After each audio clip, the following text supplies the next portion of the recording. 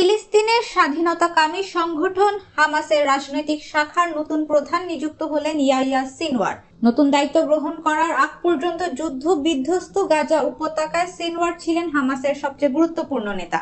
এক সংক্ষিপ্ত বিবৃতিতে হামাস জানায়, ইসলামী প্রতিরোধ আন্দোলন হামাস কমান্ডার ইয়াহিয়া সিনওয়ারকে রাজনৈতিক শাখার প্রধান নিযুক্ত করেছে। তিনি শহীদ কমান্ডার ইসমাইল হানিয়ার উত্তরসূরি হবেন। নতুন দায়িত্বের পাশাপাশি সিনওয়ার আগের দায়িত্ব পালন করবেন কিনা তা নিশ্চিত হওয়া যায়নি। গাজায় ইসরায়েল যুদ্ধ শুরু করার পর থেকে তাকে প্রকাশ্যে দেখা যায়নি, তবে ধারণা করা হয় তিনি গাজায় রয়েছেন। 61 বছর বয়সী সিনওয়ারকে গত 7 অক্টোবর ইসরায়েলে নজিরবিহীন হামলার প্রধান পরিকল্পনাকারী হিসেবে ধরা হয়। ইসরায়েলি কর্তৃপক্ষের দাবি, হামলায় প্রায় 1200 মানুষ নিহত হন, আহত হন আরো কয়েক হাজার মানুষ। এই হামলার জবাবে ওই দিন থেকেই গাজায় তাণ্ডব শুরু করেছে ইসরায়েল। ফিলিস্তিনের স্বাস্থ্য মন্ত্রণালয়ের তথ্য অনুযায়ী ইসরায়েলের বাহিনীর হামলায় গাজায় এ পর্যন্ত প্রায় 40,000 ফিলিস্তিনি নিহত হয়েছেন।